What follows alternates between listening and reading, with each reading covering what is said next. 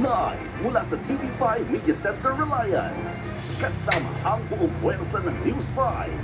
Ito ang 28 KBP Golden Dove Awards at 13th Makatawa Awards Best TV Newscast.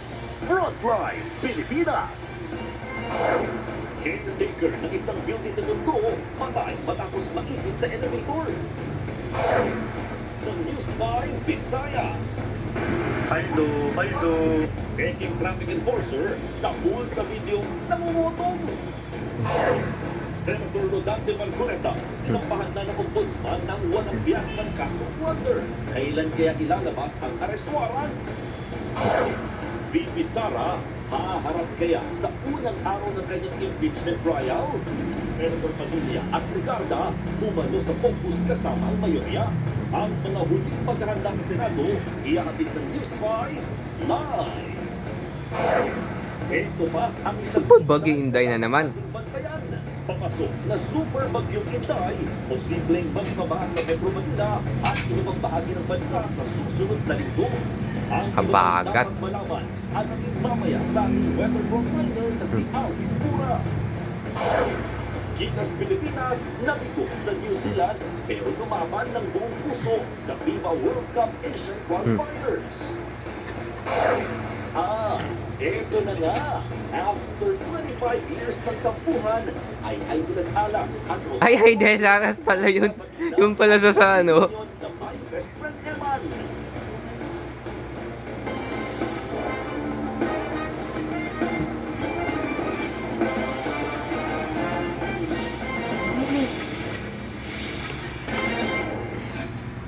Sa pool na sa pool Dalawang sa video, babae. ang pangungutong ng isang traffic enforcer sa Galing sa City ABS pala to, na eh. hindi pa siyang nagsabing, kota na. Ang matindi pa, dati nang sinibak sa pwesto ang enforcer pero nag-duty pa rin para lang mangutong. Naa sa frontline, ning balita si John Aroa ng News 5 Visayas. Makikita sa video ito ang paninita ng lalaking naka-uniforme pang traffic enforcer sa isang rider sa bahagi ng San Nicolas sa Cebu City. Kinuha niya ang lisensya ng rider. Ilang sandali pa. Ang deliver sa kuan sa diya sa Bukid. Gaan na lang 100 na kasi ato na lang i-card sa company. 100 na sila mo makaya sir. Ibinalik ito ang lisensya ng rider. Sabay abot ng angkas ng 100 piso sa sumita sa kanila.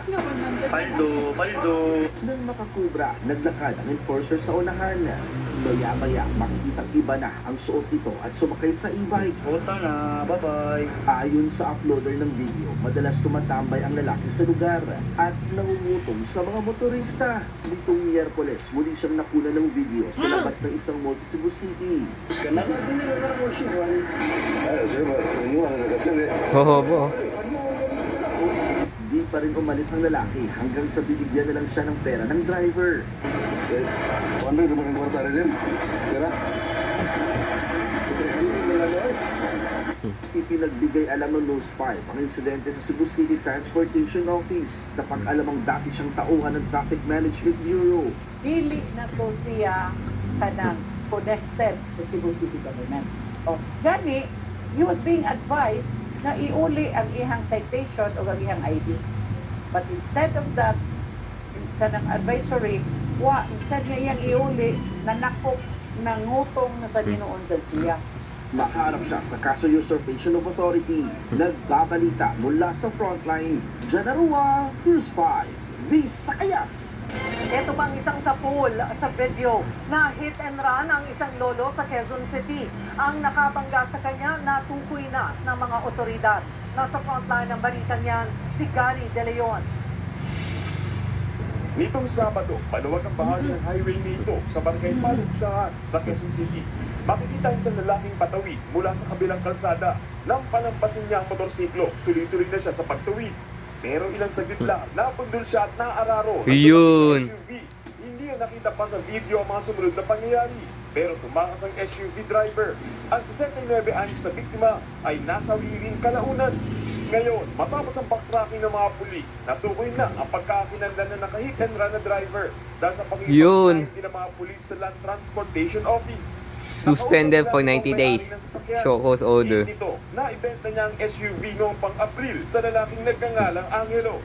Agad pinunta ng bahay ni Angelo, pero kasabahay lang ito ang naabutan ng mga otoridad. Nagbigay po kami ng number doon po, ma'am, para mag-reach out po siya sa amin. Wala pa naman po siyang siniset na araw para po ay kausapin yung mga biktima. Irerekomenda na ng Quezon City Police sa LTO na bawiin na ang lisensya ng driver habang hinihintay ng mga pulis na magpakita ang suspect sa kanilang tanggapan. Tuloy pa rin ang pagsasampa ng kasong reckless imprudence resulting in homicide at abandonment of victim laban sa suspect. Nagbabalita mula sa frontline, Gary De Leon, News 5. Nagtapon lang ng basura pero hindi na nakabalik ng buhay ang lalaking caretaker ng isang building sa Maynila. Natagpuan na lang ang lalaking napuruhan ang ulo matapos maipit sa bahagi ng elevator. Nasa frontline ng balitang yan si Nina Ongpauco. Halos hindi na makilala ang mukha ng 25 anyos na lalaking caretaker na ito. Naipit siya sa bahagi ng elevator sa isang gusali sa Barangay 141 Tondo, Maynila kahapon. Pasado alas 6 ng umaga nang makunan ng CCTV ng barangay ang caretaker ng gusali habang nagtatapon ng basura. Pagsapit ng alas 9 ng umaga, hindi pa rin nakakabalik ang caretaker kaya hinarap na siya ng inspectioni ng function room. Doon na nadiskubre ang duguan at wala ng buhay na biktima. Napuruhan ang ulo niya ng maipit sa pagitan ng pader at pabigat ng elevator. Nagtamo rin siya ng mga galos sa likod. Umabot ng 7 oras ang retrieval operation bago makuha ang bangkay. Pintuan ng elevator sa tabi-tabi lang. Pintuan, stock room. Ngayon, yung stock room ngayon, pag binuksan mo, meron siyang space doon na open yung taba ng elevator. Di ba dapat takip yun din? Sabi ko na meron daw nag-ilig na tubig na meron siya mga taki ng tubig. Lek na tubig. Hindi niya napansin. So, pababa yung elevator. Sa ngayon, hindi na muna pinapagana ang elevator habang patuloy ang investigasyon sa sanhi ng insidente. Paalala naman ng barangay sa mga establishmento sa lugar. Dedeclare the arrival. Extra careful No. kung sino yung expert na tao. Siya lang ang authorized pumasok doon. At hindi kung caretaker. Kasi, at saka kung siyempre proper building structure, dapat kung may barrier. Sasagutin naman daw ng may-ari ng gusali ang pampalibing sa nasawing caretaker. Nagbabalita mula sa frontline, Nina Ongpauco, News 5. Kinasuhan na ng ombudsman ng pandarambong o plunder si Senator Rodante Marcoleta. Kaugnayan ng pagtanggap niya ng milyong-milyong pisong donasyon noong kongresista pa siya. Bukod pa sa plunder, nahaharap din si Marcoleta sa kasong may kinalaman sa pagtanggap ng regalo ng isang public official mula sa pribadong individual. Live mula sa Sandigan Bayan, sa frontline ng balitang yan si Camille Samonte. Camille, ngayong may kaso na, may impormasyon naman ba kung kailan ilalabas ang warrant of arrest laban kay Senator Marcoleta?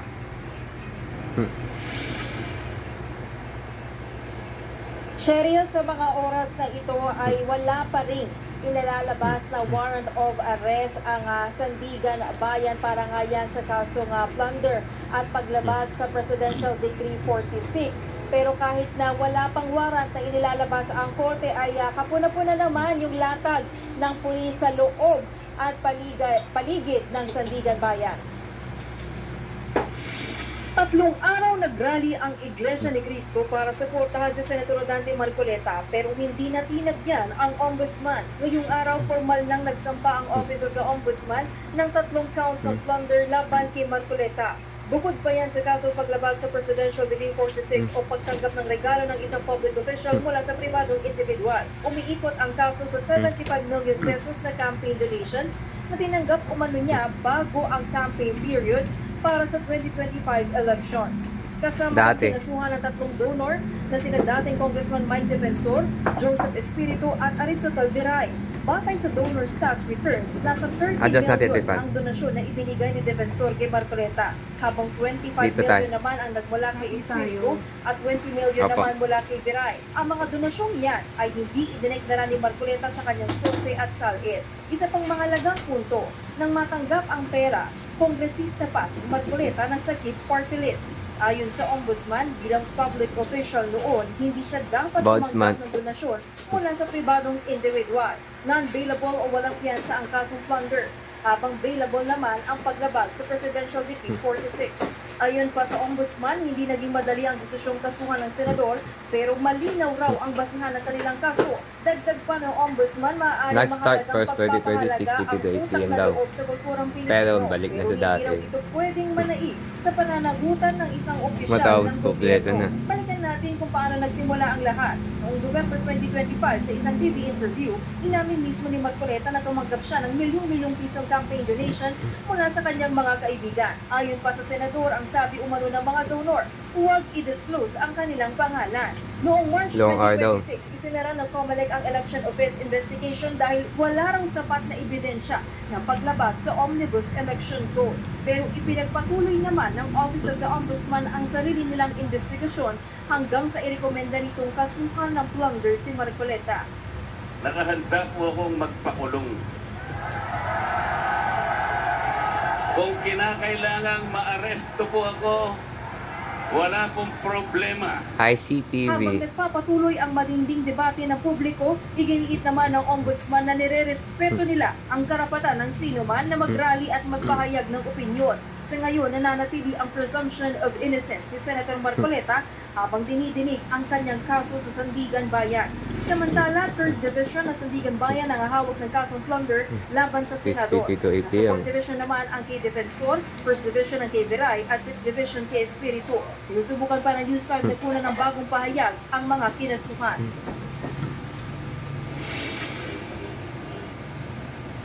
Cheryl, kaninang hapon ay naka-live itong si Senator Marcoleta sa programa ng INC, pero hindi siya nagbigay ng anumang reaksyon kaugnay nga dito sa pagkakasampa ng kaso laban sa kanya. Samantala, binigyan din ng Ombudsman na magkahiwalay na araw daw noong January 2025 natanggap ni Marcoleta itong donasyon at lumalabas din daw na nagsabwatan umano sina Marcoleta at kanyang donor sa pagtatago ng tunay na intensyon nitong 75 million pesos na donasyon. Naghain lamang daw ng donor's tax returns ang tatlo halos isang taon matapos nga maibigay itong pera kay Marcoleta. Cheryl.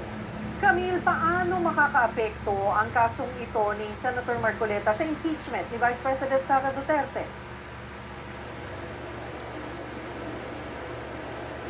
Cheryl, posibleng patawan ng preventive suspension si Senator Marcoleta.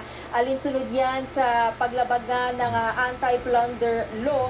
Pero hindi naman yan otomatiko na ipapataw agad, no, Cheryl, dahil hihingan pa rin ng korte ng explanation at position paper ang kampo ni Marcoleta para nga depensahan yung kanilang panig kung bakit karapat-dapat na hindi siya patawan ng preventive suspension. Kung sakali man na magdesisyon ang korte na siya ay suspindihin, ay hindi maaaring makapag-participate itong si Senador Marcoleta sa anumang Senate proceedings. Cheryl. May impormasyon na ba kung nasaan ngayon si Senator Marcoleta?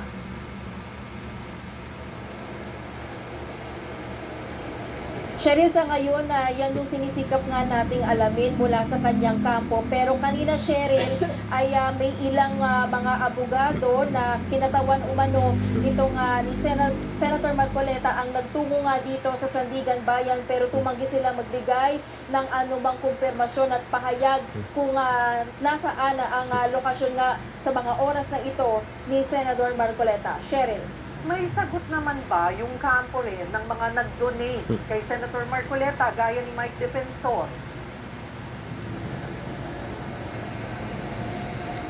Cheryl, gaya nga ni Senator Marcoleta ay wala pa rin silang inilalabas na pahayag tungkol dito at wala rin tayong impormasyon tungkol sa kanilang mga representative o legal counsel, pero ang sa nakita lang natin nga kanina ay tanging representative lamang ni Senator Marcoleta yung nagtungo rito para nga humingi ng impormasyon. Cheryl.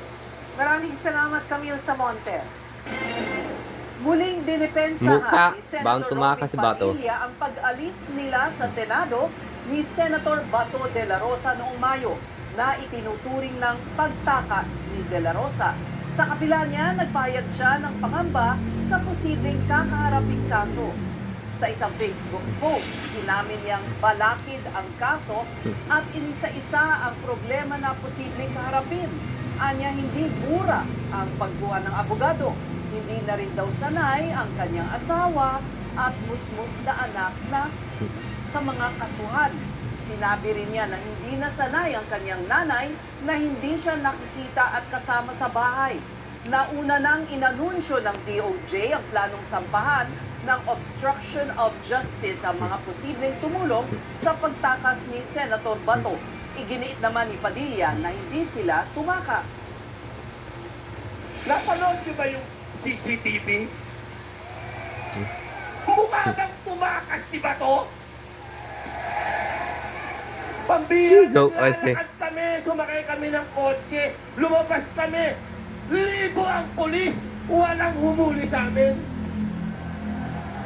Paano takas yun? Hulo. Ano sa 4 na milyong pisong halaga ng mga alahas ang ninakaw umano ng isang kasambahay sa kanyang amo sa Quezon City. Isa sa mga tinitignang anggulo ng mga pulis na biktima ang suspect ng love scam. Nasa frontline ng balita niyan, si Carol De Asa. Sa kulungan ang bagsak ng babaeng kasambahay na ito sa Quezon City. Umamin daw kasi siya na ninakaw ang alahas sa pinapasukang bahay. Mismong amo niya ang nagpaaresto sa kanya. Halos 4 na milyong pisong halaga ng mga alahas at Kumakaw tinatawag sila ng suspect.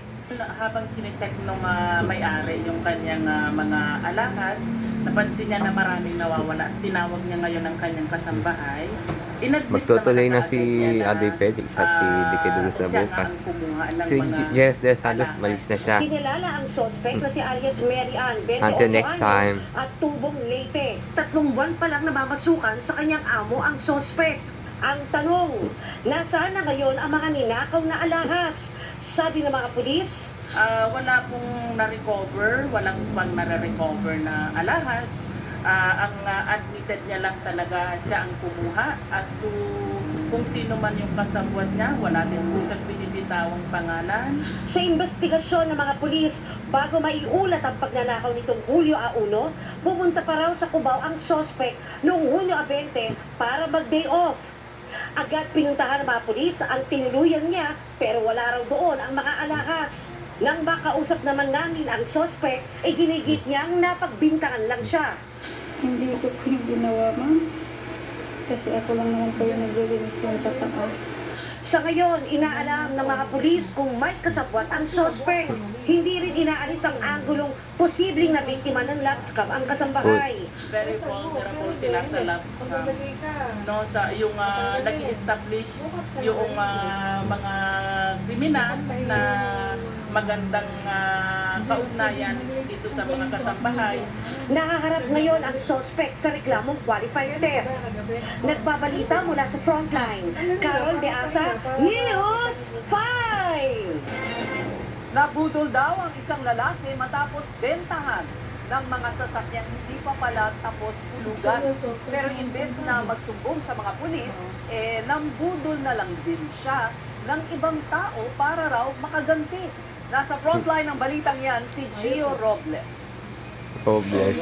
Huwag pa siya magtiwala.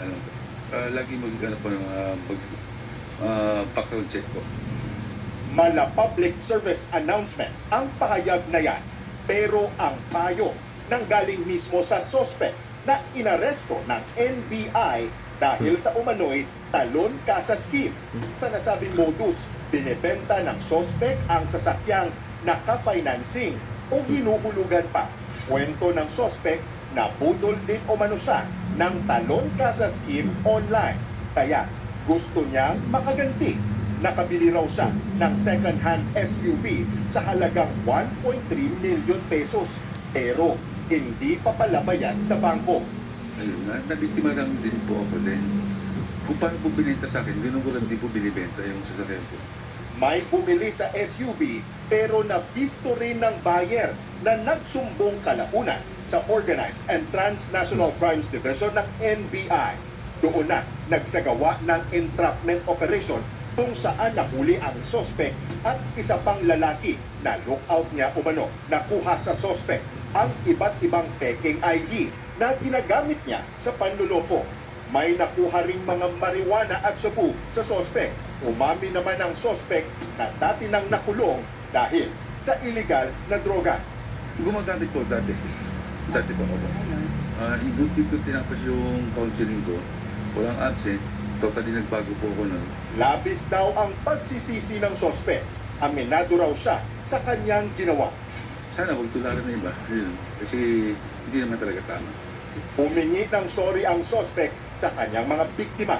Di naman kumbinsido ang biktima sa dahilan ng sospek na minsan din siyang nabudol ng parehong modus.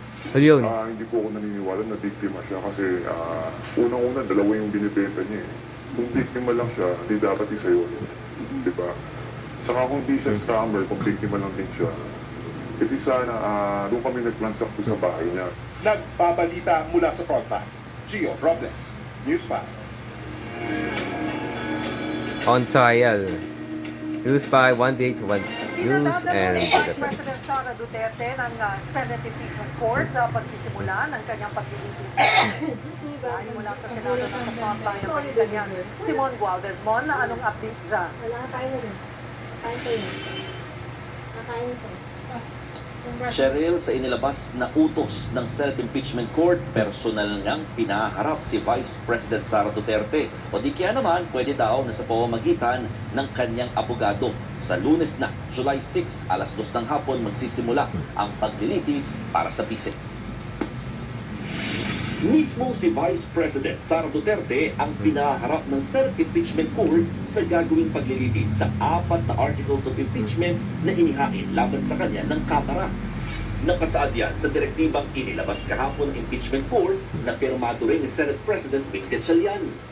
Pero maaari rin daw na ang kanyang legal counsel ang dumalo para sa bise. Nang tanungin naman si Attorney Michael Boa na isa sa mga abogado ni Vicky Sara, hindi pa siya makapagbigay ng tiyak na sagot. Titingnan po muna natin yung takbo talaga ng Mahaba yung 6:50 to 8 p.m. Set 2 channels, TV Patrol and Between Oras, 6:30 to 8 p.m. Sa ilalim ng impeachment rules ay hindi naman maoobliga ang bise. Dalawa sa 45 minutes sa 5:30 to 6. Pero para sa prosekusyon, JMA ang hindi pagdalo ni 7:55. Vicky Isang Sara oras lang TV ay Patrol. magpapakita lamang na hindi Yung siya seryoso 5:40 to 6:30. na harapin ang mga Yung 15 alegasyon minutes laban sa namin. kanya. supposedly blood pack ang hinahanap, hindi ba? Para nga yung po nga magdadala ng blood pack, yung dapat pong nandun, hindi po mga abogado. Humarap man o hindi ang bise, puspusan na naghahanda ang Senado. Kanina, nagsagawa pa ng all-member caucus o closed-door meeting ang mga senador na tatayong hukom. 10 senador ang tumalo. Panalo si Ping Lacson, nabawi. Senate Pro Tempore Tito Soto at iba pang majority senators sa sina Ping Lacson, Rizal Tiveros, Erwin Tulfo, J.B. Ejercito, Mig Zubiri at Cheese Escudero. Nakiisa rin sa pulong ang dalawang senador mula sa minorya na sina Senators Robin Padilla at Loren Legarda. Tumagal ng halos 2 oras ang caucus, pero tumanggi sila magbigay ng detalye ng mga napag-usapan. Pinaka-prioridad daw na maplansya ang ilang katanungan para sa mangyayaring pagdinig. Hindi rin nila kinumpirma kung sino na nga ba ang magiging presiding officer para sa paglilitis. Isa sa mga nakausap ng media si Senator Erwin Tulfo na natanong tungkol sa pagsasampa ng kaso ng ombudsman kay Senator Rodante Marcoleta. Pag-usapan po ba si Senator Marcoleta po? Dahil may filing mo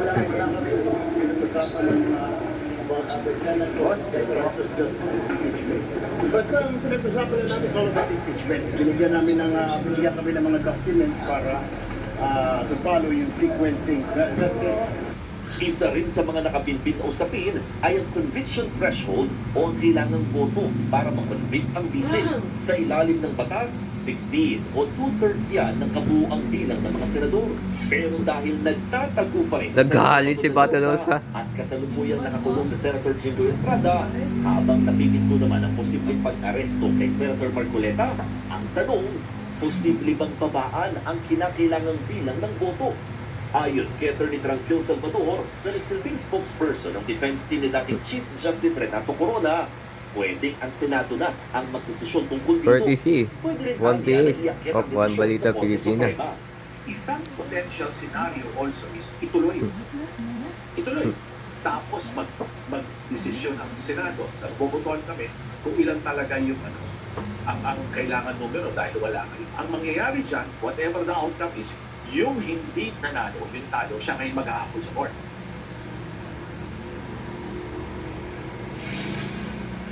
Cheryl, ngayong huling Biyernes bago ang mismong impeachment trial, may mga pulis muli na nag-inspeksyon sa Senate premises. Sabi ni Senate Sergeant at Arms Retired Police Major General Alfred Corpus, yan ay para tiyakin yung seguridad ng lugar at ng lahat ng dadalo para sa paglilitis. Kaya asahan daw na meron din mga ide-deploy na mga pulis dito sa loob mismo ng Senado.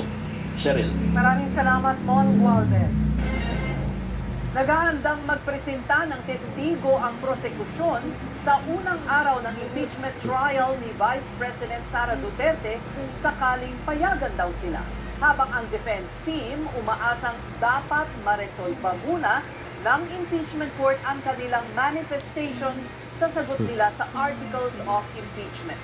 Nasa frontline ng balitang yan si Marian Enriquez. Ang mahiwagang BIR box na naglalaman ng tax records ni Vice President Sara Duterte at ng kanyang asawang si Atty. Mans Carpio ang isa sa inaasahang tatalakayin sa Lunes.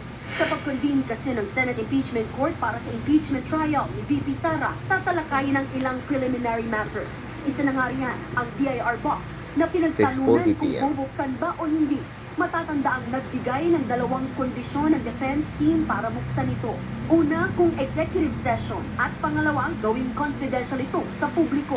Pero tinanggihan nito ng konstitusyon. Bukod dyan, ayon kay House Prosecution Panel Legal Spokesperson Attorney Benjamin Tolosa Jr., di pa finalize rin ang pagtatanong sa mga witness. Pati na rin po yung kung sa aming request na payagan video na both public and private prosecutors na Slippers ko. participate in the questioning of the same witness. Inaasahan din na magkakaroon ng opening statement ang prosecution at defense panel. Sa pre-trial order wala pa pong nag-indicate kung gaano katagal yan. Sa komento na sinumite ng depensa kahapon, they're asking that the time limit be imposed. If I'm not mistaken, they're asking around 10 to 15 minutes. But we will leave it to the discretion of the court. Para naman sa defense, inaabangan nila ang magiging takbo ng proceedings. Umaasa sila na dapat maresolba muna ng impeachment court ang kanilang manifestation na nakapaloob sa sagot nila sa articles of impeachment laban sa BISIG. Actually, nakaschedule ang prosecution kung na mag-present ng kanilang ebidensya, pero hindi po natin alam dahil meron po tayong mga preliminary na nakalatag, no? Yung mga aming mga affirmative defenses, ibig ito yung mga nilagay namin sa aming answer na nakita namin dapat ma-resolve muna ng korte. Base sa schedule, maglalatag ng ebidensya ang prosekusyon sa articles of impeachment ni VP Sara. Una riyan ang pagbabanta ni VP Sara sa buhay ni na Pangulong Bongbong Marcos, First Lady Liza Araneta Marcos at dating House Speaker Martin Romualdez. Ayon sa prosekusyon, naghahanda sila ng testigo sakaling merong sapat na oras para ipresenta na ito. But again, basing it from what happened in the previous proceedings, nung first day, hindi pa mo sila pinayagan. But in case we'll be allowed to do so, we'll be prepared for that. Ayon pa kay Atty. Tolosa, ipapile nila ngayong araw ang listahan ng kanilang mga ipipresentang testigo para sa susunod na linggo. Sa ngayon, natanggap na rin ang prosekusyon ng notice na in-issue ng Senate Impeachment Court na ipinaalam sa Kamara na handa na ito para sa paggulong ng impeachment trial sa Lunes. Pero posible bang makaapekto ngayong may isang senador na naman ang maaresto kasunod ng ihaing non-bailable na kaso laban kay Senator Rodante Marcoleta? Sagot ng isa sa House Prosecutors, hindi ito dapat makaapekto sa paglilitis. Pinabulaanan din ni Congressman Terry Ridon ang naging pahayag ng senador na sinusubukan siyang pigilang mag-participate sa impeachment trial. So lagi man nagsabi sa kanya tumanggap ng 75 million nung pong kampanyahan ko nung nakaraan. Yun po yung kailangan niya ipaliwanag. At it is not the impeachment which is the platform for it. So, wag po tayo mag-iyak-iyak dito na siya po ay sinasampahan dahil lang po meron po siyang pagtingin, particular dito po sa impeachment proceeding. Nagbabalita mula sa frontline, Marian Enriquez, News 5. Sa ibang balita, Wow, shoot it, iniimbestigahan pa rin ng mga otoridad ang banta ng pagsabog at Yun. pamamaril sa isang eskwelahan Wow, sa Cainta, shoot Rizal. it with. Hinala ng mga pulis, isang galit na estudyante ang Sumabog. nanakot sa eskwelahan. Nasa tayo ng balitang yan, si Brian Castillo. Nabahala ang mga guro sa Francisco P. Felix Memorial National Pagsabog. High School sa Cainta, Rizal. Matapos Banta ng makatanggap ng pagsabog banta ng paaralan at sa pamaril. social media sa Nag-away message sa eskwelahan. ng isang account sa Facebook. Minura ang mga guro. Bad words Sinabi kasi rin ng sabihin niya, message na. na mamamaril at pasasabugin niya ang paaralan. Nagsabi pa itong miyembro raw siya ng sindikato. Pasabugin. Ang nag-message. Di pwede. Malakas daw mamahiya sa klase ang mga teacher ng grade 10 at grade 8. Banta niya, ito na ang huli nilang pagtuturo. Agad namang humingi ng tulong sa mga pulis, ang mga guro at kawani ng paaralan. Nag-inspeksyon sa eskwelahan ang mga otoridad. Katuwang ang Rizal Provincial Explosives at K9 unit. Wala naman silang nakitang pampasabog. Na-verify na clear po yung area. Na iba po yung na-influensyahan na gumawa ng mga gantong sitwasyon para sumikat, gumawa po ng pananakot sa eskwelahan at Sa inisyal na investigasyon ng mga pulis, gumamit ang suspect ng tatlong magkakaibang account sa Facebook sa pagpapakalat ng banta nito sa eskwelahan. Nagsimula na ang backtracking ng Anti-Cybercrime Unit ng Rizal Police para matupay ang Bawal yung individual o paputok grupo baril. na nasa likod nito. Pero hinala ng mga pulis Pat sa is estudyante good. rin ng eskwelahan nang galing ang pananakot. panigurado sir. Kasi para po sa silakbo ng damdamin niya meron po siyang emotional issue sa teachers o sa pamunuan ng eskwela. Sa isang pakayag, siniguro ng paaralan na nakikipag-ugnayan na ang kanilang pamunuan sa mga otoridad. Naglalatag na rin daw sila ng safety and security measures Thank you, para Jeff. matiyak ang kaligtasan ng mga Salamat po. estudyante, guro, staff, at mga bisita ng eskwelahan. Wala rin daw Oo. kumpirmado at malinaw na banta sa paaralan. Balik normal naman na ang sitwasyon sa eskwelahan ngayong umaga. Pero kapansin-pansing naghigpit ang seguridad ang ilang magulang. Aminadong nangangamba dahil sa kumalat na banta online. Sabi, huwag ka na pumasok. Hindi, papasok ako. Maraming papasok.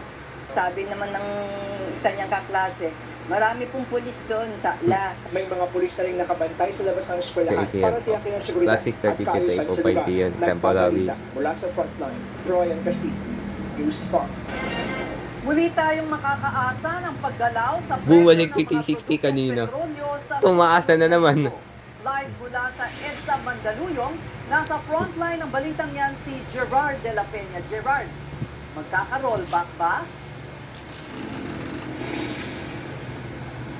Nako, Ses, unfortunately, mukhang pataas ang direksyon ng presyo ng langis na aasahan natin para sa susunod na linggo. Kaya naman yung mga jeepney drivers natin, parang nawawala na ng pag-asa na magbabalik sa dati ang presyo ng diesel. So kanina yung isang gasoline station na pinuntahan natin dyan sa Commonwealth Avenue sa Quezon City ay nasa 70 pesos per liter ang, Mami, ang diesel. mag-face mask Pero ha. mukhang tataas pa yan sa susunod Double na mask, linggo. mami, ha? At sa Department Para of sa Energy, sa apat na araw hindi na trading, dalaw kung hindi bababa, face ay mask, ha? tataas ng piso. Ako 1 din, peso, paring 50 magtanggal, centavos ayaw. ang presyo ng Because gasolina. At ang I'm diesel at pax. kerosene naman ay posibleng No. tumaas ng piso hanggang 3 piso kada litro. Mami, mag-face Ayon pa mask sa ka. DOE, maligot daw talaga ngayon ang presyo ng langis sa world market dahil wala pang kasiguruhan kung ano ang tatakbuhin ng ceasefire agreement sa pagitan ng US at Iran. Nakadagdag pa rito ang paghina ng piso kontra dolyar. Matatagalan pa raw bago makabalik sa 50 hanggang 60 pesos ang kada litro ng diesel na presyo bago nagkaroon ng gera noong Marso. Oo. Sa ngayon daw kasi hindi pa rin stable ang supply ng langis sa world market. Pakinggan natin ang pahayag ng DOE. Ang tingin ko talaga namin dito, ito na yung, because of the 60-day compliance period ng agreement, ng MOU nila towards having a permanent agreement. Volatile talaga yan sa the next 2 months. So by September, kung maayos ang agreement, Go I think down we to can go down 60-70 range. 60 to 70 range. Halos 2 buwan pa ang hihintayin ng mga tsuper para maibalik sa dati ang presyo ng langis. Ang ilang jeepney driver, didiskarte na lang daw dahil wala naman silang magagawa. Ang isang tsuper na nakausap ko kanina, kung tataas daw ng hanggang 3 piso ang kada litro ng diesel, ay mababawasan ng 300 piso ang kanyang kita. May ilan na hindi na umaasa na babalik pa sa dati ang presyo ng diesel. Narito ang kanilang pahayag. Ano pong diskarte po ninyo para kumita? Damihan na lang, dagdagan na lang yung ikot. Ganun na lang. wala naman tayong magagawa dyan. Sila may ano dyan. Tiis na lang talaga. Sila may hawak ng ano eh. Ano sila ang masusunod.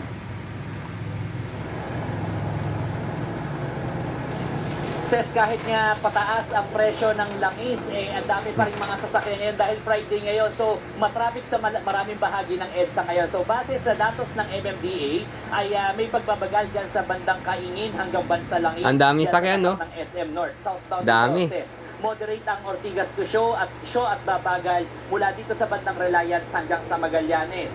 Medyo luluwag ng konti sa flyover ng papuntang Pasay, pero babagal pagdating sa Evangelista hanggang TAP at may build up din dyan sa Rojas Boulevard at TAP. Simula naman sa FB Harrison, northbound naman tayo, hanggang TAP ay mabagal din. Dyan din sa Ayala hanggang sa iPhone si Kalayaan Jella ay de la mabagal na Peña. rin. Diyan din sa Guadalupe hanggang Guadix, Ortigas Flyover, White Plains hanggang Aurora, Quezon Avenue hanggang SM North, at dyan din sa Landers hanggang Balintawak Cloverleaf ay makakaasa Tatlong rin ng news, no? traffic. So sa mga lalabas ngayong gabi, Jamie ingat 7 po tayo sa and pagmamaneho. 826. Maraming salamat, Gerard de la Peña.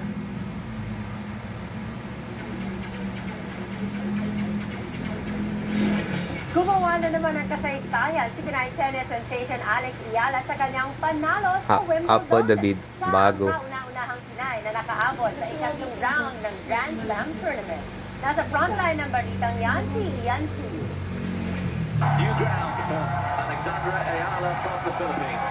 Alexa Ayala. Puno ng sigawan ang court 3 ng Wimbledon sa panibago na namang panalo ni Pinay tennis star Alex Ayala. Pinataob niya ang Australian na si Maya Joint sa second round ng Grand Slam Tournament.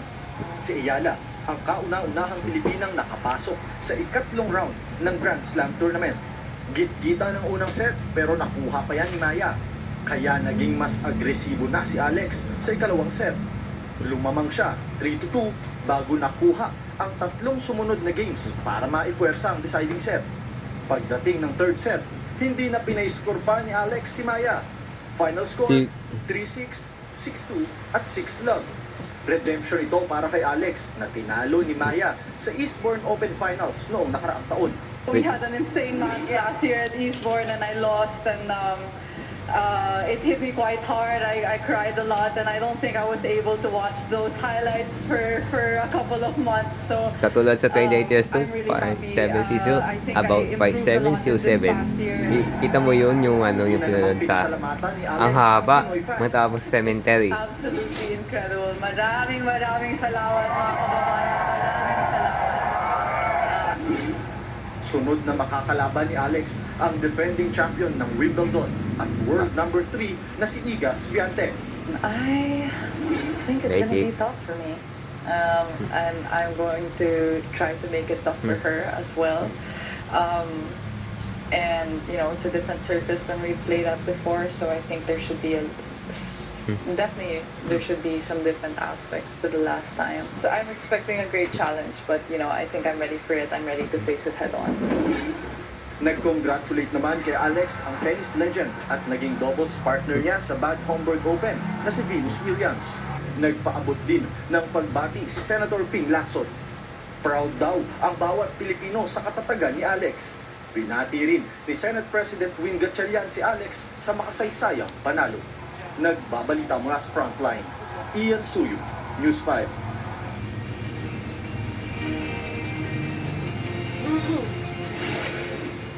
Weather update tayo mga kapatid. Kasalukuyan po nating binabantayan itong bagyo sa labas ng ating area of responsibility. Ito po yung magiging posibleng super bagyong Inday sa susunod na linggo. Typhoon Bavi, Papasok lamang po niyan name sa of information international. domain ng Pag-asa. At tayo sa Pag-asa, ito nga po ay nasa typhoon category na may international name na Bavi. May taglay po yan na lakas na hangin na nasa 150 km per hour. Malapit sa kanyang gitna. Kung minsan may mga pagbugso ng umabot sa 185 kilometers per hour. Napakalayo pa po nito sa anumang bahagi nating bansa at huli pong namataan ng Pag-asa sa layo 3,190 kilometers east ng Eastern Visayas. At dahil nga medyo malayo po yan sa ating bansa, inaasahan natin na makakakuha po yan ng lakas dito sa karagatan, sa Pasipiko, dahil medyo mainit po yung ating sea surface temperature at conducive po o pabor sa paglakas ng isang bagyo. So posible pong umabot po ito Mami, ala ka sa bagyo na naman. category bago bago pa man makapasok sa loob Sana wag uulan. of responsibility. Sa ngayon, yan po ay kumikilos, pakanluran, hilagang kanluran sa bilis na 20 kilometers per hour. At Typhoon hindi Bavi, makapasok sa ating natawagi area wag Inday. ngayong Tuesday or Wednesday, Inday ng slash umaga. Bavi. If ever makapasok na po yan ang ating area of responsibility, yan po ay bibigyan natin ng local name na Inday. Sa ngayon, wala pa po yan direktang epekto sa atin, pero habang kumikilos po yan, pakanluran, is hihilahin din po yan yung ating habagat o southwest monsoon. Ito po inaasahan natin lumapit dito sa areas ng Taiwan at posible pong sumabit yung kanyang mga panglabas na kaulapan dito po sa extreme northern Luzon at northern Luzon. Kung mapapansin nyo yung ating wind map, buong bansa po ay mararamdaman natin ang hangin o mapabugso-bugsong hangin na epekto po ng ating habagat o southwest monsoon. At bagamat hindi po yan natin inaasahang mag-landfall is magkakaroon Sana po yan magbabagyo ha. sa ating bansa, particularly dito sa itaas na bahagi ng ating bansa. Para naman po sa mga pag-ulan, sa ngayon tayo po ay nasa tinatawag nating monsoon break o maganda po at maliwalas po yung ating panahon at may kainitan ngayong weekend. At magpapatuloy pa po yan sa susunod na linggo. Pero kasabay po ng pagpasok nitong tatawagin nating Bagyong Inday, magsisimula na pong bumalik yung ating habagat as early as Wednesday. Mauna po yan dito sa western section ng Mindanao at habang papalapit itong bagyong tatawagin nating Inday, madadagdagan din po yung ating mga pag-ulan sa western section ng Visayas at western section ng Luzon. Ito po ay mga posibleng intense to at times torrential rains na posible pong magdulot ng malawakang pagbaha. Kaya ngayon pala mga kapatid, paghanda na po natin ang posibleng paglapit nitong Bagyong Inday at ang paglakas ng ating habagat o yung pinatawag na nating southwest monsoon. Ngayong weekend sa Metro Manila, magpapatuloy pa naman ang maliwalas na panahon at kung may mga pagulan tayo, ito po yung mga pulo-pulo lamang o yung afternoon showers at thunderstorms. Pero may kainitan po sa tanghali kaya sa may mga lakad ngayong weekend, ugalin pa rin po natin ang pagdadala ng payo o anumang pananggalan sa ulan. Posible po tayo makaranas ng mga thunderstorms tuwing hapon at gabi. At yan muna ang latest sa ating lagay ng panahon. Muli ako po ang inyong weather frontliner, Alvin Puran, na lagi may panahon para sa iyo. Showbiz, eto na nga! Mga kapatid, eto na nga ang mga umaarangkadang showbiz balita ngayong Biyernes. Swifties, are you ready for it? Kasal na raw ang Face of singer-songwriter plus si Taylor Vices Swift only. at football star na si Travis Kelce. New chapter na nga ba ng kanilang love story? Narito po ang Frontline Showbiz Report. Romeo, take me somewhere we can be alone. Yan ang big. Taylor Swift, no? Headlines, no? Private wedding. Ayon sa ulat, nagpalitan na nga ng vows ang dalawa sa harap ng kanilang malalapit na kaibigan at pamilya. Pagkaman ganap na umanong mag-asawa, tuloy pa rin ang kanilang engrating selebrasyon sa Madison Square Garden ngayong Biyernes. Pinaghahandaan na nga ng MSG ang mangyayaring event kung saan inaasahang dadalo ang nasa 1,000 mga bisita. Ganyan kabongga!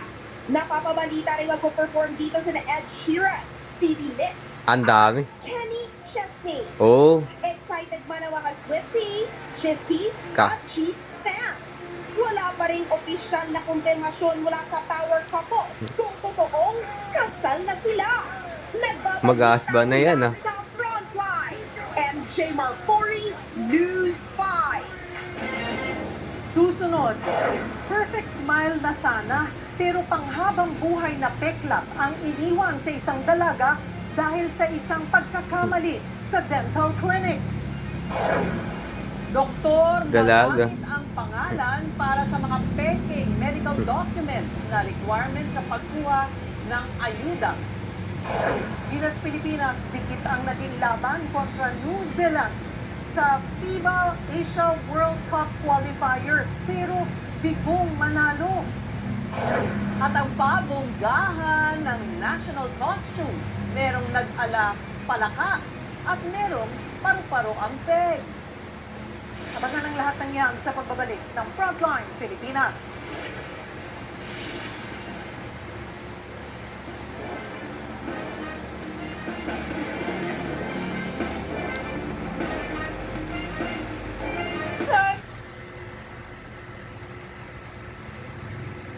Simula ngayong Imbes na magandang ngiti at pantay na ngipin ang ibabalandra sa pageant ng isang architect student, peklap ang naiwan sa kanyang mukha matapos niyang magpadentista. Kung paano yan nangyari, alamin sa Frontline Report ni Mobile Journal, Jazz Paredes. Habang sugat sa kaliwang pisngi, ang ininda ng 20-year-old architecture student na si Dara. Magpapatanggal sana siya ng braces dahil kasali siya sa university pageant. Pero imbes na perfect smile, lifetime scar ang kanyang inabot. Pag tinatanggal na po yung residue, doon na po nangyari yung hindi po talaga inaasahan na nag-slip po yung dental drill. Then na-drill po yung hanggang dito po sa face ko. Nagkaroon po siya ng sugat. Nag-sorry raw ang clinic. Pero hindi raw siya pinatingin sa salamin at biniro pa raw ng dentista na takpan na lang ng makeup ang sugat. Pag-uwi, saka lang niya nakita ang lalim ng kanyang sugat. Nagkaroon po kami ng meet and agree, nag-between sa akin po, tsaka po dun sa dentist, na sila nga po yung mag-shoulder po ng mga treatments ko po or i-reimburse po nila yung lahat po ng gagastusin ko po. Nagpakonsulta rin agad si Dara sa isang dermatologist na nagsabing masyado raw malalim ang sugat para magpilong agad. Piniliwan din siyang kumonsulta sa abogado. Nagpunta po ako sa clinic to ipa-reimburse po yung nagastos ko po sa follow-up check-up. So sabi din po ng dentist, hindi na po dapat ako yung makipag-usap, kundi yung lawyer na nga daw po. Hindi na rin po kasi naging responsive yung lawyer ko po, kaya hindi parang nag-decide na rin po ako na stop po yung case. Dahil sa sinabi, kinansela niya ang ilang brand deals, ngunit tuloy pa rin ang kanyang pagsali sa pageant. Ayon sa isang dentista, hindi dapat ito ituring na karaniwang nangyayari. Responsibilidad din daw ng dentista na sagutin ang paggamot sa pasyente. Pwede talaga siyang makat, kaya mawakwak. Kasi continuous yung drill, pero mas ma-life inside. Kasi malapit lang dyan yung mga nerves natin na maaaring mag-cause ng anesthesia or permanent nerve damage. Sa ngayon, naghahangin na ng reklamo si Dara sa Philippine Dental Association. Nagbabalita mula sa Frontline Mobile Journal, Jas Paredes. Pumirma ng 4 na kasunduan si Pangulong Bongbong Marcos sa kanyang official visit sa Canada. Kasunod niyan, planong mas palawigin pa ng Canada at ng Pilipinas ang pagtutulungan sa maritime security at multinational military operations. Narito ang Frontline Report. Mainit na sinalubong ni Canadian Prime Minister Mark Carney, sina Pangulong Bongbong Marcos at First Lady Liza sa Vancouver Convention Center sa Canada. Ito ang opisyal na pagsisimula ng agenda ng Pangulo sa bansa. Private ang naging meeting. Ang pinag-usapan dyan, ang relasyon ng Canada at Pilipinas na ngayon maituturing ng strategic partnership. Sa isinagawang joint press con, nagpasalamat ng Pangulo sa tulong ng Canada sa pagpapalakas ng maritime domain awareness sa katubigan ng bansa, maging ang pagsuporta nito sa Pilipinas pagdating sa West Philippine Sea. As the Philippines celebrates the 10th anniversary of 2016 arbitral Tigisa tayo sa Twitch channels. I thank Canada for its Pag-bete ko oras, vocal and consistent 6:30, support 30 minutes plus. rules-based order in the South 30 China minutes. Sea Kasunod, under the United Nations Convention on 35 the Law of minutes. the Sea or Ang UNCLOS, TV Patrol, and in upholding 1 hour 30 the minutes. arbitral award as final and legally binding. Opo. Kasunod yan, planong Baka mas temporary palawakin pa ng 6:30 to Canada at ng 8:05. Pilipinas ang kolaborasyon Baka sa maritime 8:45 security kasi, at multinational no. military operations. Will soon ratify the status of visiting forces agreement, enabling our armed forces to train and operate more closely through joint military exercises in both of our countries, reinforcing our collective security. Samantala, nagkapirmahan din ng kasunduan para sa pagpapalawig ng kooperasyon sa sektor ng enerhiya, natural resources, tourism, culture, labor at migration. Ayon kay Prime Minister Carney, nakatakda rin nilang tuldukan ang negosasyon para sa Canada-ASEAN Free Trade Agreement bago matapos ang taon.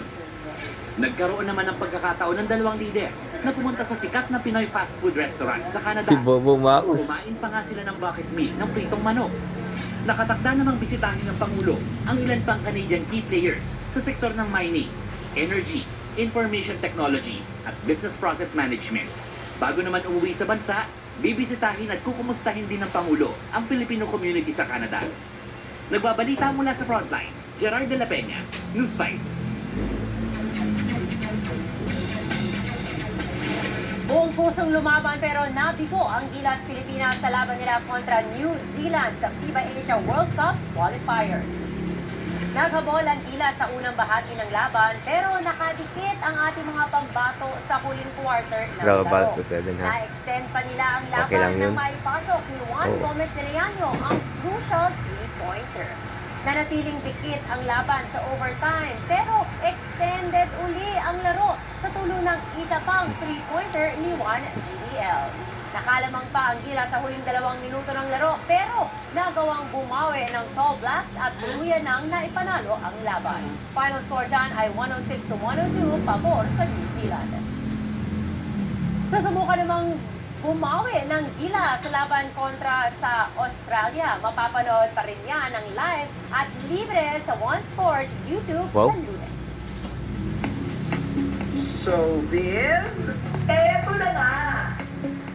Mga kapatid, eto na nga. Another level ng pabunggahan ang ipinamala sa Binibining Pilipinas 2026 National Costume Competition sa New Frontier Theater sa Quezon City. May nag-ala seafood, palaka, tamaraw, Ay, dahil sasas mamaya. butterfly. Depende po 25 yan sa years pala, no? pinagpapalaki ng kanilang bayan. Pasok From sa 7 ata, top si 10 Racing ang Maymay, national no? costume mula Iloilo, San Jose Occidental, Mindoro, Pampanga, Cavite Province. Pasok din po ang hipong purog mula sa Tanza, Cavite. Gayon din ang pambato ng Kaluya, Antique at Tarlac Province. Hindi naman nagpahuli ang mga kandidatang taga Bicol Region, Dasmariñas, Cavite at Aklan. Nakatakda po ang Coronation Day sa darating na July 18. Susunod, Kapto. 2 nagnakaw ng higit 100 Tirado iPhone. ng phone. Timbog. Pero nasaan na ang Hala? mga tinangay nila? Tinadoin ng mga phone. Magkakaibigan timbog. Matapos magtangkang takasan ang utang nilang bigas na 55,000 pesos ang halaga. At sa pool sa CCTV, mga magnanakaw, 3 establishmento ang tinangkang pasukin, pero 3 beses din silang sumablay. Yan at iba pa sa pagbabalik ng Frontline Pilipinas.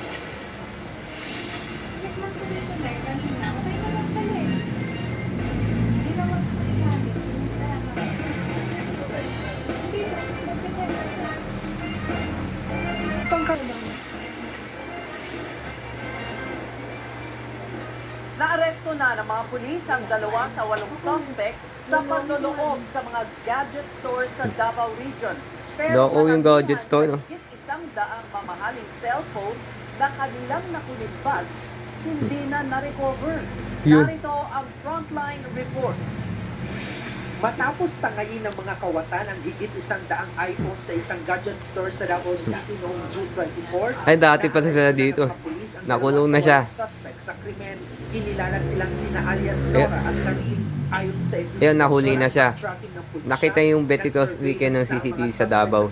Alam na kasi yung doon nangyari. Noong gabi raw bago mangyari ang Ano ba yan? dalawang babae ang pumasok at nagpanggap ng customer sa shop. Nagtanong pa raw sa tindera si alias Nora pero sa huli Alias. ay wala namang binili. Bandang alas Dati 2 sila- ng madaling araw, Pati sa Banur. nakita ang van ng mga suspect Di- sa lugar. Pakita mo yun doon sa...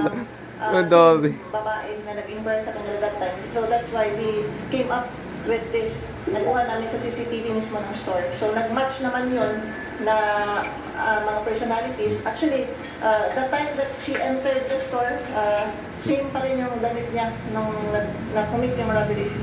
Nakita na naglo-loiter na doon sa Acton Street. That was actually just across the street kung saan At nag-located eto na nga. gadgets natin. Bukod pa riyan, kinumpirma rin ng mga pulis na ang grupo ni na alias Nora at Khalil ang siya rin nagnakaw sa isang pang gadget store sa Tagum City sa Davao del Norte. Nakaw nila, oh. Araw. Sa higit 100 na kulimbat nilang iPhone, 26 na lang sa mga ito ang na-recover ng mga pulis. Natukoy ng otoridad na sa Marawi City sa Lanao del Sur, ibinabagsak ang mga ninakaw ng grupo. Kaya nakikipag-ugnayan na sila sa iligan pulis dahil doon muna dumadaan ang mga suspect bago makarating sa Marawi. Patuloy pa ang pagtugis sa aning pangkasabwat sa Walo. krimen, kabilang ang Walang kanilang suspect. leader na kinilalang si alias Jumong. Nagbabalita mula sa Frontline, Yun. Ring Montalvo, News 5, Mindanao. Imas Rehas ang 4 na magkakaibigan sa Mangaldan, Pangasinan. Tinakbuhan nila ang inutang nilang bigas na nagkakahalaga ng 55,000 pesos. Nagkaroon pa raw ng kasunduan sa barangay pero hindi natupad ang usapan, kaya nauwi sa kasuhan. Isa pa sa mga suspect, nagtago pa pero nahuli rin kalaunan. Ngayon, sa halip na bigas ang kanilang iniintindi, kaso na ang kanilang hinaharap. Sabado na naman. Sumiklab ang apoy sa isang toll gate sa India matapos sumalpok ang isang LPG tanker sa Ayun. divider nito. Sa video, makikitang bumangga ang tanker sa divider ng toll gate. Maya-maya, tumagas na ang kargang gas nito. Kumalat yan sa kalsada hanggang sa... Yung sabog! Yun, sabog siya. Patay habang tatlo ang Limang sugatan. nasaway sa sunog. Kabilang ang driver ng tanker na kritikal ang lagay ngayon. 16 Buti na ni CCTV. motorsiklo at 2 kotse ang nasunog. Grabe. Naging victorious ang lingong ito para kay Pinoy Paul Volter and Jake Si India, Matapos wala pa pala 24 oras. Baka meron na balitang upload. outdoor event. Yung balitang hali, Sa meron. hapon, EJ ang kampanya sa Rai Fazen Austria Open matapos matalon ang 5.75 meter mark ng torneo. Nitong Lunes lang nakuha niya ang kanyang unang gold medal para sa 2026 outdoor seasons sa Poland, kung saan nagtala siya ng 5.72 meter clearance. Sunod nalalahok si EJ sa Fly Athens event na gaganapin sa Greece. Yan muna ang latest sa sports. Ako po si Apple David. So, business. Eto na nga! Mga kapatid, eto na nga. Tuloy-tuloy ang pag-level up ng mga kapatid series na A Secret in Prague at My Best Friend Eman. At may special announcement sa mga programang yan. Kung ano, alamin po natin sa Frontline Report ni MJ Marfort. Carving his own path in showbiz na talaga ngayon si Starworks at A Secret in Prague star Kian Ramses as the next great drama actor ng Kapatid Network. Dahil ngayon, may pelikula na rin siya, ang heavy drama na The Blue Hour, directed by none other than Adolf Alex Jr. Kapo! Bukod sa mental health, tinatalakay rin sa pelikula ang iba pang sensitive issues gaya ng complications ng LGBT love at intimacy. Napapanood ngayon si Ian bilang ang kontrabida sa buhay ni Arquilito sa A Secret in Prague. Kaya naman abangan si Ian sa kanyang movie at TV5, Lunes hanggang Biyernes. At kung bitin rin sa mga kwento mga kapatid, mas marami ng paraan para makapanood. Sa Simula OT. July 27, Sa OTV2 at ipapalabas A2Z. na rin ang mga kapatid series A Secret in Prague at My Best Friend Eman sa mga Kapamilya platform. Kabilang dyan ang Kapamilya Channel, A2Z, All TV, Kapamilya Online Live, at I Want. O ayan, more netizens na ang makakasabay sa Hey, obsession OTV2. with February. Kapatid series. Pero hindi lang sa pag-arte umaarangkada mga kapatid stars. Trending din online ang Singing Lodi, hosted by mga Lodi ng Bayan, RC Munoz at Empoy Marquez. Yan ang Empoy. musical game show ng TV5, kung saan combined ang kantahan at celebrity performances. Yung si Black Rider dati. Si Empoy Marquez. Si Ari Wonder rin na. Nagbabandita mula sa Frontline, MJ Marfori, News 5. Susunod, mga dinoktor na dokumento para makakuha ng ayuda na bisto. Doktor na Sergap. Dahil sa sobrang init, mga residente sa France nagbugbugan na para lang makabili ng aircon. Tawa siya. Ang Nations Girl Group na Bini ngayon Nations Tourism Ambassadors na rin. Tutok lang mga kapatid, magbabalik pa ang Frontline Pilipinas.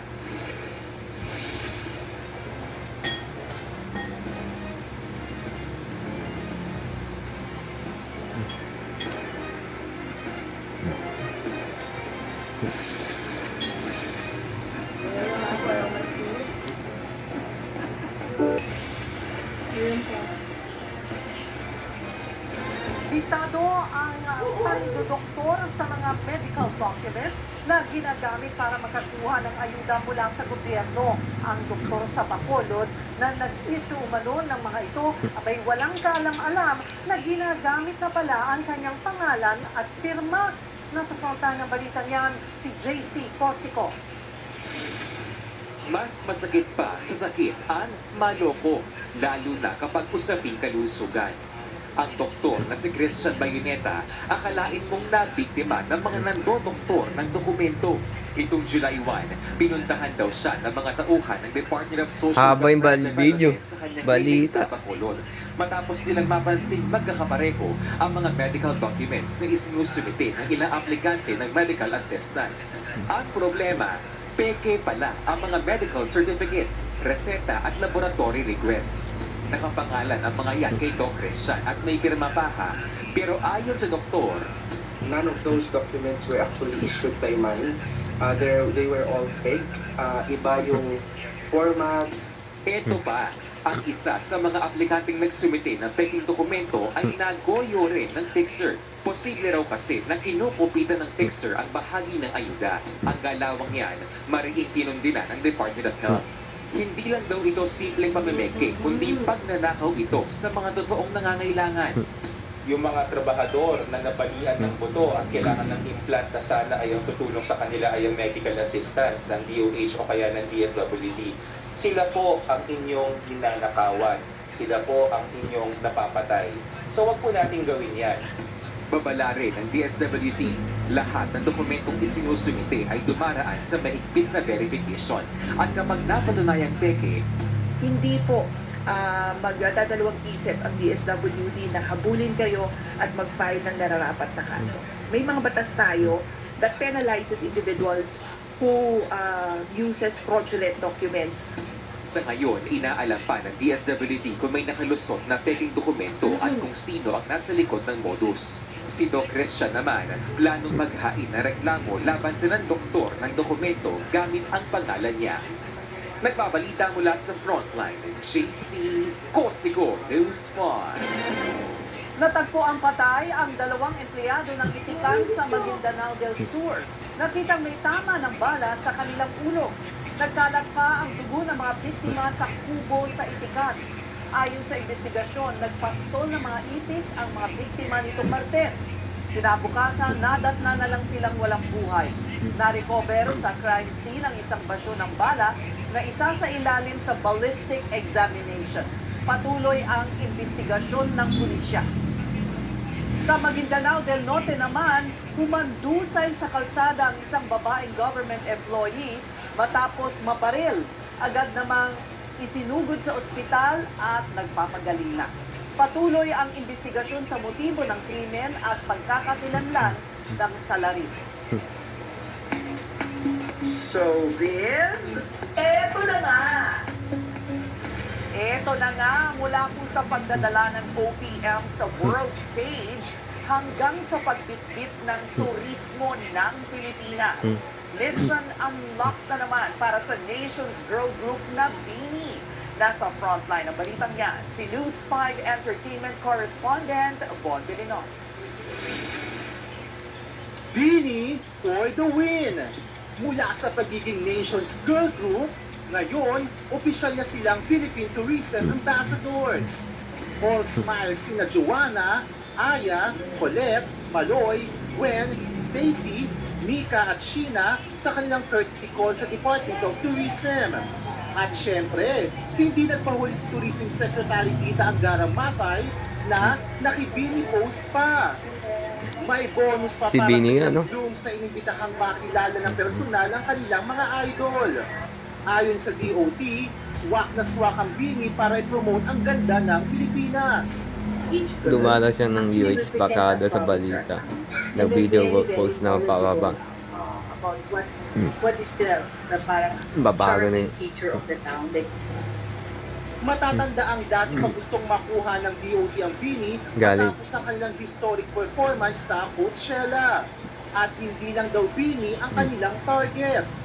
The talks today, the previous call, might be a signal to a bigger and lasting partnership with with Mimi, and hopefully this extends Kahit beyond kagig the sa ano, P-pop ecosystem.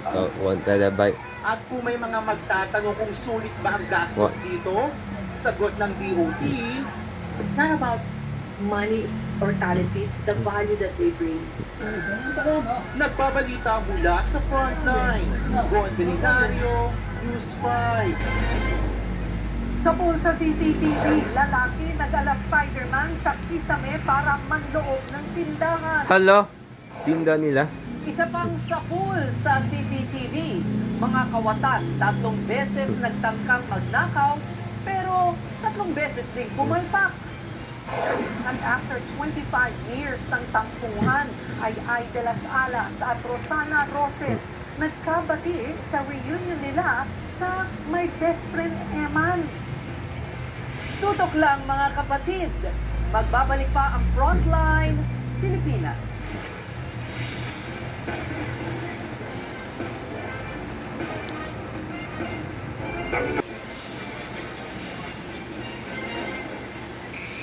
Nag-ala Spider-Man ang isang kawatan sa kisame ng nilooban niyang tindahan sa Pangasinan.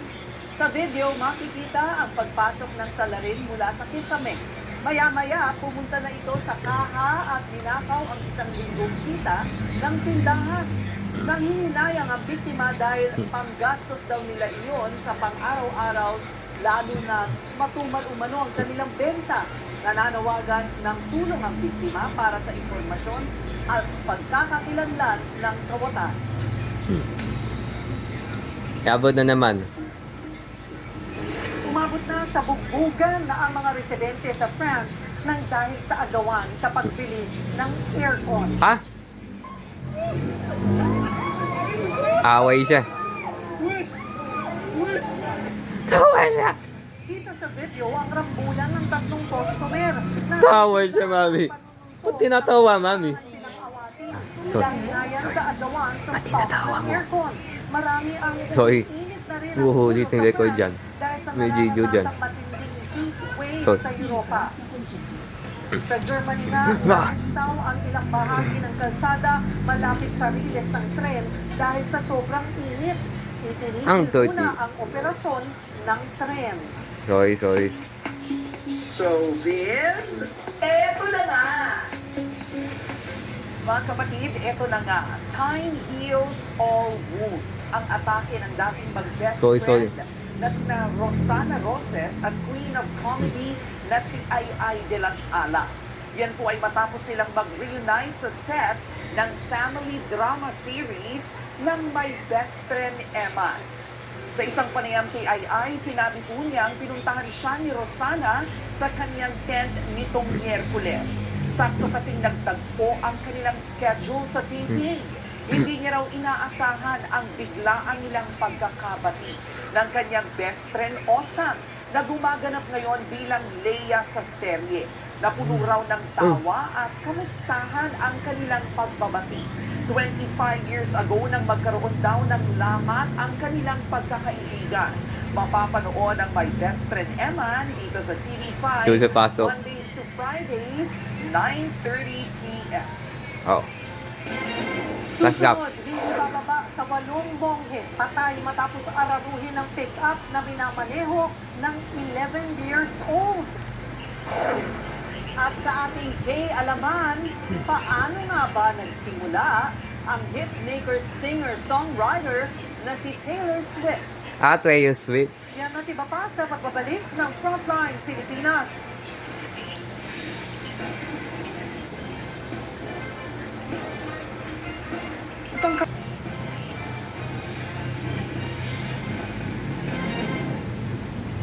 Ang inyong mapapanood sa pool sa video, ang isang aso sa Surigao na kinapon ng walang anesthesia. Nasuportahan ng balita Yung face-to-face 11 a.m. sa dalawang channel. Babala. Aso. Sensitibong video. Makikitang nagpupumiglas ang aso sa labas ng isang bahay. Anesthesia, may-ari ng story. Wala anesthesia.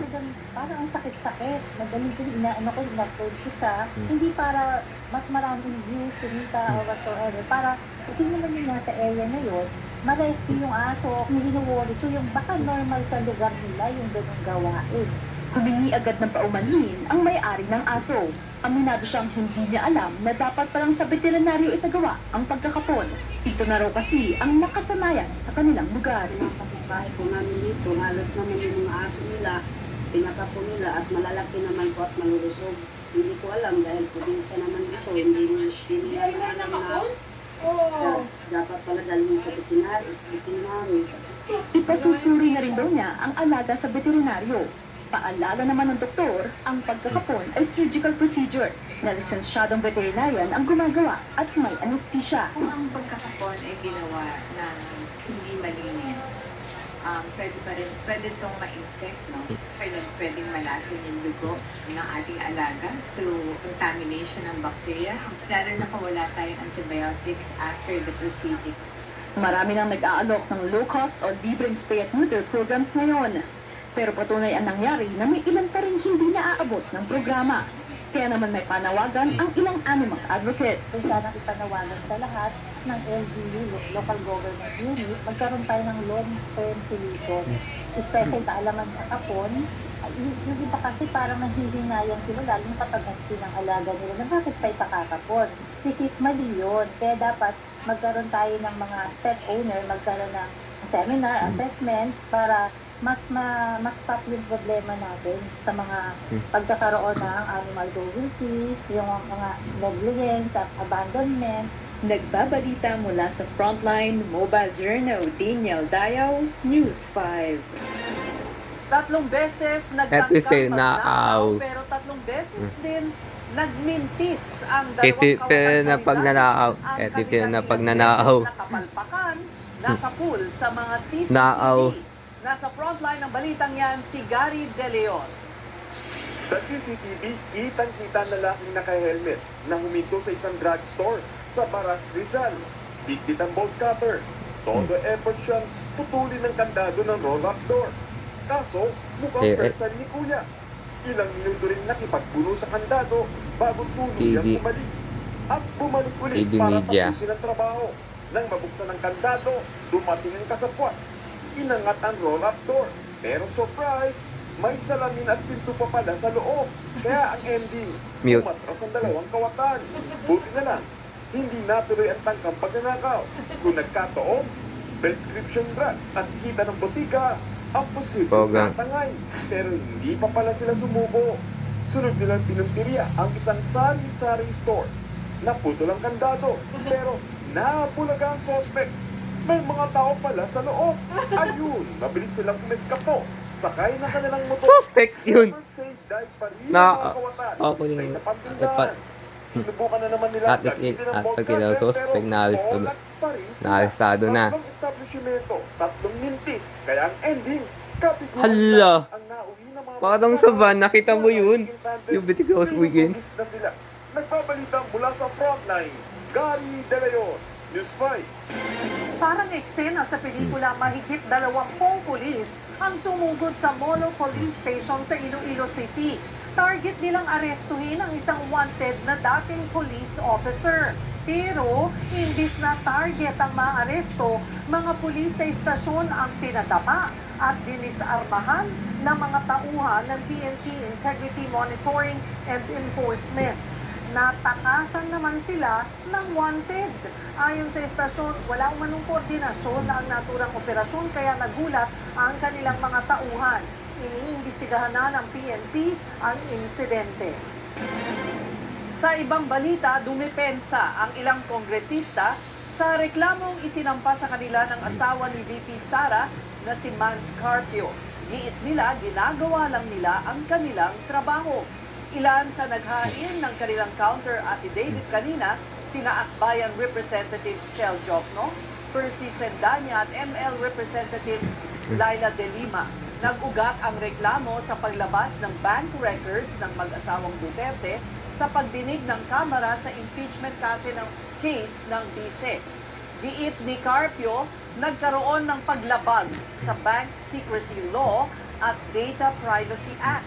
Pero para naman sa mga mambabatas, bahagi ng kanilang tungkulin ang ginawang pagbubusisi sa bank records.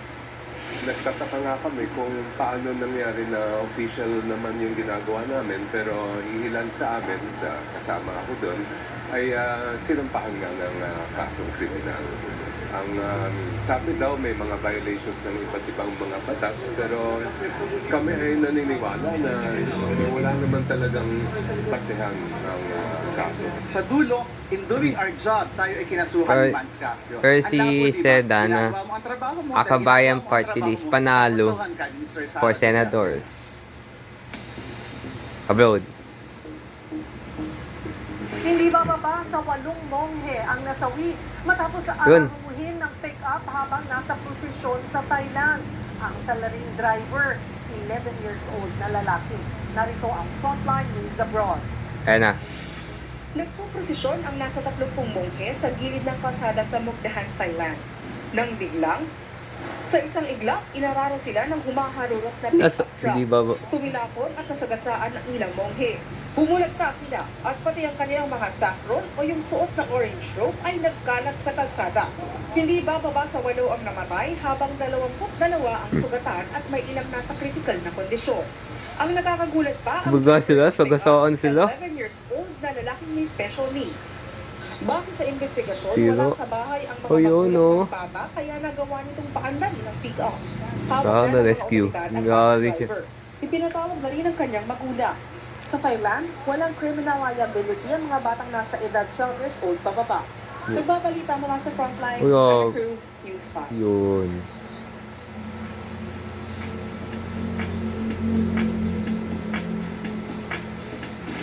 Mga kapatid, it's a love story, baby. Just say yes.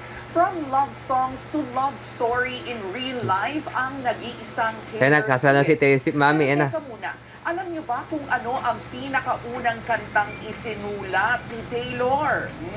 Tama kaya ang hula niyo? Bago po natin yan sagutin, alam niyo bang nagsimula lang si Taylor bilang isang teenage country singer? Sa edad niya po na 14, lumipat ang kanyang pamilya sa Nashville para tuparin ang kanyang pangarap. Pagdating ng 16, sumikat siya sa kantang Tim McGraw hanggang sa nagtuloy-tuloy na ang kanyang pag-angat. Sinundan po ito ng mga hit songs na You Belong With Me, Love Story, Shake It Off, Blank Space, Cruel Shake It Summer, Off. at Anti-Hero. Saka Enchanted, Opera Light, saka Madalas pa siyang binabati December. dahil halos lahat daw ng kanyang kanta ay tungkol sa kanyang mga ex. Tama Pero naman. imbis na magpaliwanag, sumagot po si Taylor gamit ang musika. Ang kantang Mean Daw ito sa bali. music critic, Alam-alam tuloy. napaulit-ulit siyang minamaliit at ang kantang Blank Space na clapback naman niya sa media na nagsabing isa raw siyang serial killer. Paalala po, pag save Sa battery siya. Taylor is moderate. Wow. Noong 2022, siya po ang kauna-unahang artist sa kasaysayan na sumako Black sa buong top billion 10 ng dollars. Billboard Hot 100 sa iisang linggo. Apat ang Grammy Award Grabe, niya laki for nila, oh. Album of the Year. Abay, historic po yan. At ang The Eras Tour, isa nga po sa pinakamalaking concert tour sa kasaysayan na kumita ng mahigit 2 bilyong dolyar sa ticket sales. At ito pa, ang isa sa pinakamalaking panalo niya. Nang mawala sa kanya ang masters ng kanyang unang 6 na album, hindi po sumuko si Tay-Tay. Ni-record niya ulit ang mga ito bilang Taylor's version. Kaya nabawi niya ang control sa sarili niyang musika. Ang unang kantang isinulat niya ay noong 12 years old pa lang siya. At ang title Tawag ka. niyan ay Lucky You.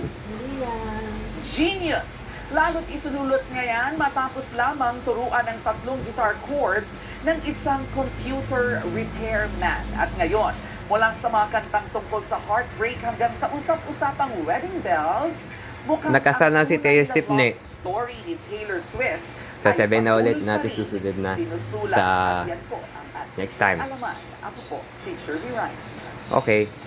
Abangan niyo po kami ulit sa Lunes dito sa TV5 sa 1PH, Ambi. RBTV, True TV at 105.9 True FM. Kami ang inyong kapatid sa balitaan at Sesa din. Walang iwanan sa Pampang Pilipinas. Susunod na ang Sigabon. Masisungit na. Mga kapatid,